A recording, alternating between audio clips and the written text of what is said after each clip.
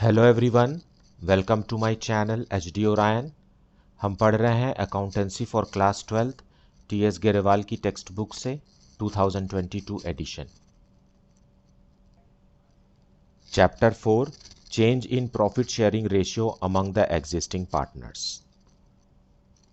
और अभी हम पढ़ेंगे accounting for reserves, accumulated profits and losses. So let us see some questions from the textbook. So the topic is accounting of reserves, accumulated profits or losses. So reserves and accumulated profits and losses are undistributed profits or losses of the firm. So that actually belongs to the partners. So what is the accounting treatment when the internal constitution of the firm changes? So जितने भी undistributed profits होते हैं in the form of reserves और accumulated profit और losses is to be given to the partners at the time when the profit sharing ratio changes, or at the time when a new partner is admitted, a partner is retiring, or on the death of a partner. Fine. So इस वाले chapter में क्या है कि सिर्फ profit sharing ratio change हो रहा है। इस कारण से हम जितने भी रिजर्व्स और प्रॉफिट एंड लॉसेस हैं जो बैलेंस शीट में दिखाई देते हैं उसे हम पार्टनर्स को ओल्ड रेशियो में देंगे। बस इस बात का ख्याल रखिए। Fine. So question number 9. Nitya and Anand are partners in a firm sharing profits and losses equally.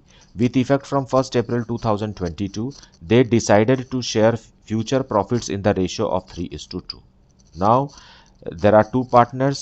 उनका प्रॉफिट शेयरिंग रेशियो इक्वल था, लेकिन अब उनका प्रॉफिट शेयरिंग रेशियो 3:2 हो गया है। On the date of change in the profit sharing ratio, the profit and loss account had a credit balance of rupees 1,50,000. Credit balance मतलब ये एक प्रॉफिट है। प्रॉफिट एंड लॉस अकाउंट का credit balance मतलब profit है। Pass the necessary journal entry for the distribution of the balance in the profit and loss account before the change in the profit sharing ratio. So क्योंकि profit sharing ratio change हो गया है, इसलिए balance sheet में जो profit दिखा रहा है लाइबिलिटी साइड, जो कि प्रॉफिट है रुपीज़ 1,50,000, इसका ट्रीटमेंट हमें करना है। सो नया प्रॉफिट शेयरिंग रेशियो में नए साल में नया प्रॉफिट जनरेट होगा, तो ये जो प्रॉफिट है 1,50,000 ये पिछले समय का है और उस समय का प्रॉफिट शेयरिंग रेशियो इक्वल था। सो हम इसे पार्टनर्स को दे देंगे और वो भी ओल्ड प्रॉफिट शेयरिंग रेशियो में। So that simple is the solution. So here is the journal entry for question number 9। And on 1st of April 2022 profit sharing ratio change हो गया है और जो लाइबिलिटी साइड में जो प्रॉफिट एंड लॉस अकाउंट का balance था जो कि क्रेडिट बैलेंस है उसे हमें पार्टनर्स को ओल्ड रेशियो में देना है। So profit and loss account debited, क्योंकि वो क्रेडिट बैलेंस है इसलिए इसे क्लोज करने के लिए हमें डेबिट करना होगा, और डेबिट करके हम किसे दे देंगे? पार्टनर्स को दे देंगे, तो उनका कैपिटल अकाउंट इंक्रीज हो जाएगा। सो to Nitya's capital account and to second partner Anand.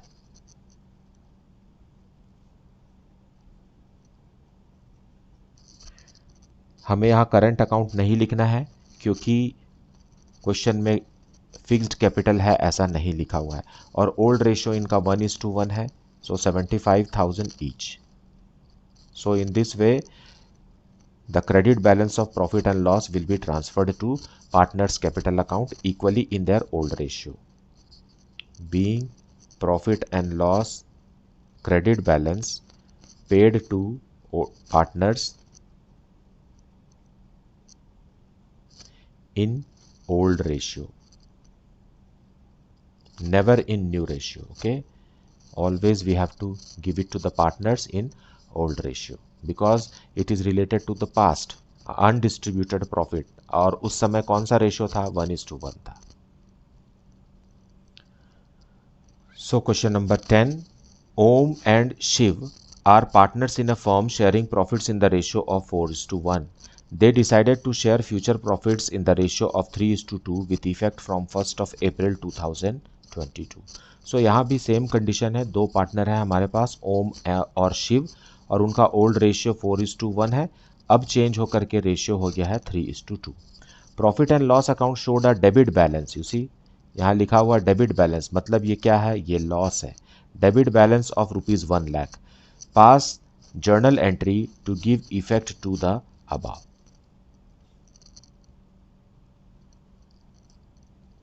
So solution 10, firm में 2 पार्टनर हैं और फर्म के पास एक अनडिस्ट्रीब्यूटेड लॉस है। Loss is always debit balance, so we have to credit the loss.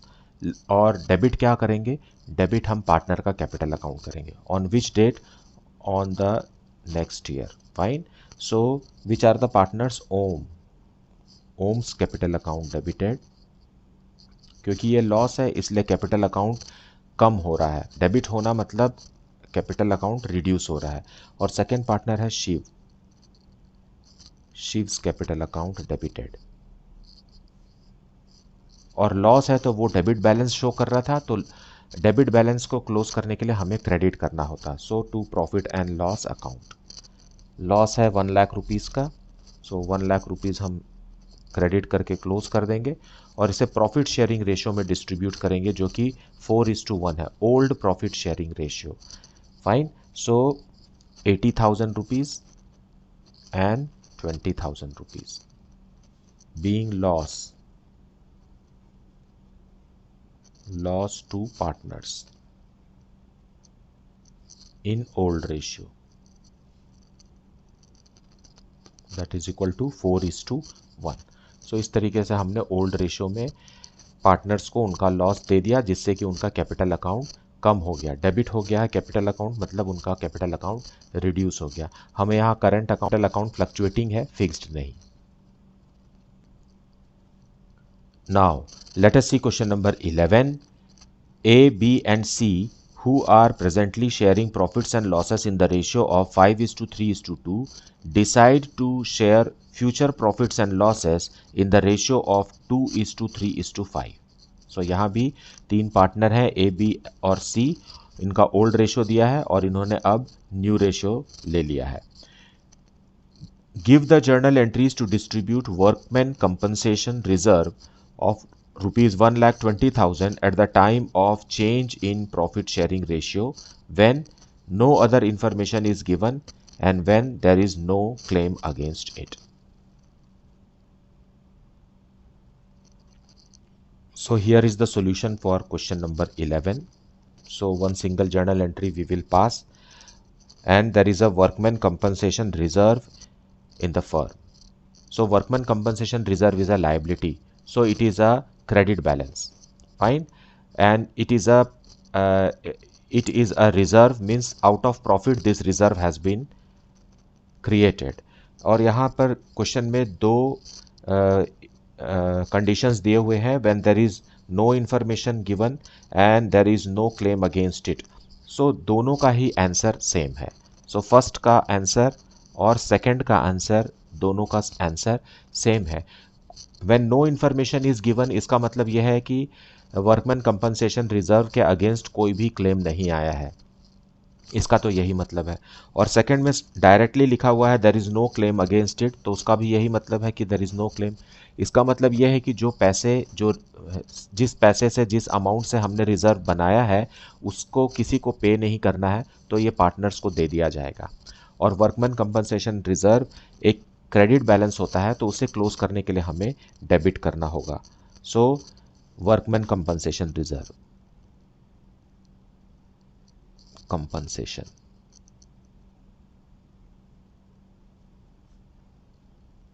Reserve account debited to, तीनों partner को दे देंगे, टू एस कैपिटल अकाउंट, क्योंकि कैपिटल अकाउंट फ्लक्चुएटिंग है, to B's capital account and to C's capital account. In their old ratio, all the reserves and all which belongs to the previous years will be distributed to the partners in their old profit sharing ratio, never in new profit sharing ratio. And their old profit sharing ratio is 5:3:2 and the amount is ₹1,20,000. So 1,20,000 को हम 5:3:2 में break करेंगे, तो first partner को मिल रहा है ₹60,000, second partner को मिल रहा है ₹36,000 और थर्ड पार्टनर को मिल रहा है ₹24,000. So being workman compensation reserve given to partners in old ratio, that is 5:3:2. सो इस तरीके से वर्कमैन कंपनसेशन रिजर्व जो है वो पार्टनर्स को दे दिया जाएगा. चाहे इन्फॉर्मेशन कुछ नहीं लिखा है तब भी हमें कंपल्सरीली देना है, और अगर कोई क्लेम नहीं है तो देना ही है. Fine. Now let us see the next question. Question number 12. X, Y and Z who were sharing profits and losses in the ratio of 5:3:2 decided to share future profits in the ratio of 2:3:5. Now यहाँ भी same condition है, क्योंकि profit sharing ratio change हो रहा है, इसलिए give the journal entry to distribute workman compensation reserve of ₹1,20,000 at the time of change in profit sharing ratio when there is a claim of ₹80,000 against it. Fine. देखिए, reserve हमने बना कर रखा है वर्कमैन कंपनसेशन का 1,20,000 का, और उसके अगेंस्ट में क्लेम आया है 80,000 का. सो 80,000 तो हम छू नहीं सकते, पार्टनर्स को दे नहीं सकते, लेकिन बाकी का जो 40,000 बच रहा है वो हम पार्टनर्स को उनके ओल्ड प्रॉफिट शेयरिंग रेशियो में देंगे. अब बात यह है कि वर्कमैन कंपनसेशन रिजर्व होता क्या है. वर्कमैन मतलब people who are working in the firm, उनको कंपनसेशन देने के लिए हमने एक रिज़र्व बनाया है, क्योंकि कभी कभी किसी कारण से कभी चोट लगने के कारण या कोई एक्सीडेंट होने के कारण मॉनिटरी बेनिफिट वर्कर्स को दिया जाता है, और इसके लिए एक अलग से रिज़र्व बनाया जाता है जिसे वर्कमैन कंपनसेशन रिज़र्व कहते हैं, और इसी रिज़र्व से एज अ कंपनसेशन वर्कर्स को अमाउंट दिया जाता है. सो फर्म के पास 1,20,000 का रिज़र्व बना हुआ है, लेकिन क्लेम आया है उससे कम, जो कि 80,000 है, और प्रॉफिट शेयरिंग रेशियो चेंज हो रहा है. सो ये 80,000 तो उस क्लेम कर्ता को ही जाएगा जिसने क्लेम किया है. This 80,000 will go to the person who has claimed it, and remaining 40,000 will go to the partners in their old profit sharing ratio. So here is the solution for question number 12. Okay, so workman compensation reserve is a liability. Every reserve is a liability and it is credit balance. So now we will debit it and close it. So workman compensation reserve.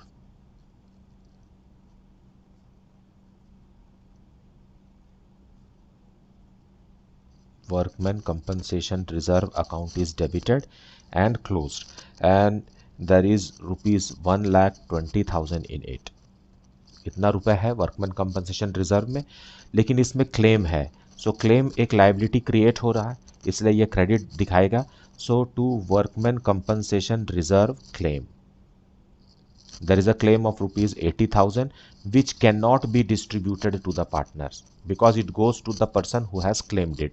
किसी worker को इस amount की ज़रूरत है और उसने workman compensation reserve से claim किया, मतलब उसने एप्लीकेशन फॉरवर्ड किया है कि मुझे ये अमाउंट दिया जाए. कुछ भी कारण हो सकता है, उसको इंजरी वगैरह जो भी है वो हो सकता है, और बाकी का अमाउंट को हम डिस्ट्रीब्यूट कर देंगे पार्टनर्स को. So to X capital account, to Y's capital account, and to Z's capital account. So remaining 40,000 will be paid to the partners in their old profit sharing ratio, that is 5:3:2. So 5:3:2 के हिसाब से 5 means 20,000 and 3 means 12,000 and 2 means 8,000. So being workman compensation reserve paid to partners in old ratio, that is 5:3:2 after claim. Claim का amount छोड़ करके बाकी पैसा हमने partners को ओल्ड प्रॉफिट शेयरिंग रेशियो में दे दिया. So this is the solution.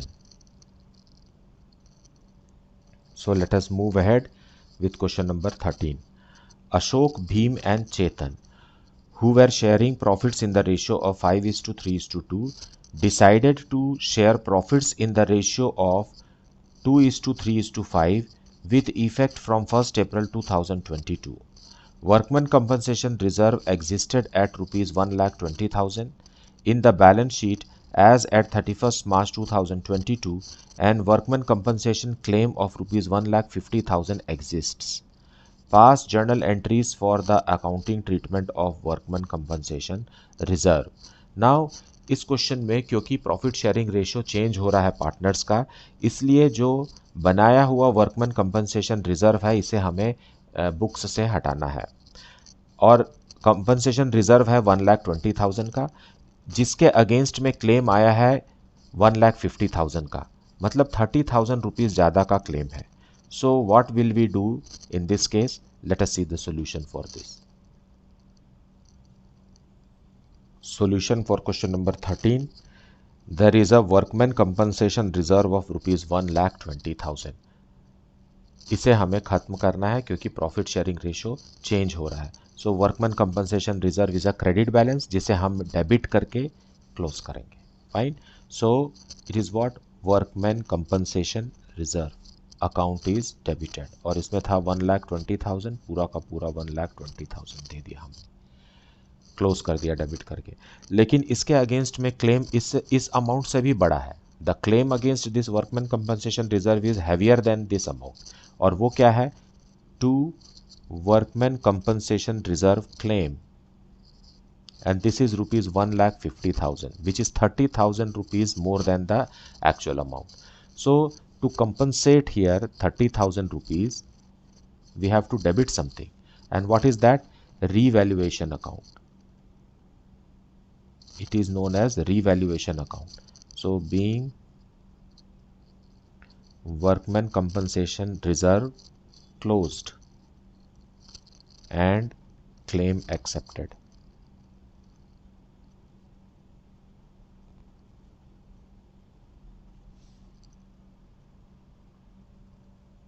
Now revaluation account is showing a debit balance, which means it's a loss. ये क्या है? एक लॉस है। रिवैल्यूएशन अकाउंट एक नॉमिनल अकाउंट है और डेबिट बैलेंस शो कर रहा है, मतलब ये एक लॉस है। तो ये लॉस पार्टनर्स को ट्रांसफ़र होगा और ओल्ड रेशो में ट्रांसफ़र होगा। सो तीनों पार्टनर का कैपिटल अकाउंट डेबिट हो जाएगा। Ashok's capital account debited, then second partner Bhim's capital account debited,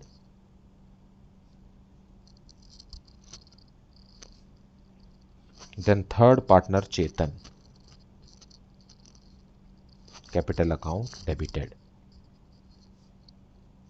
to revaluation account. Revaluation account close हो जाएगा और ये अमाउंट कहाँ ट्रांसफ़र हो जाएगा? तीनों पार्टनर्स को ट्रांसफ़र हो जाएगा, and this amount is rupees 30,000 और ओल्ड रेशियो में ये ट्रांसफ़र होगा। Old ratio is 5:3:2. So when we break 30,000 in 5:3:2, then we get 15,000 for the first partner, and then 9,000 for the second partner, and 6,000 for the third partner, being loss on revaluation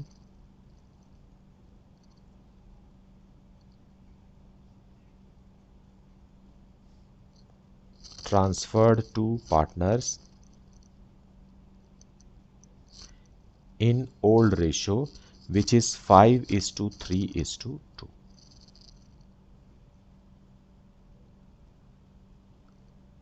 इस तरीके से loss on revaluation partners को old ratio में transfer हो गया। सो मुझे उम्मीद है कि आपने वीडियो को पूरा देखा होगा और एक्सप्लेनेशन को अच्छे से सुना होगा। Please do not skip the explanation part, and if you are having any doubt, please put it in the comment section. Please do like, subscribe and share the channel. Thank you so much for watching.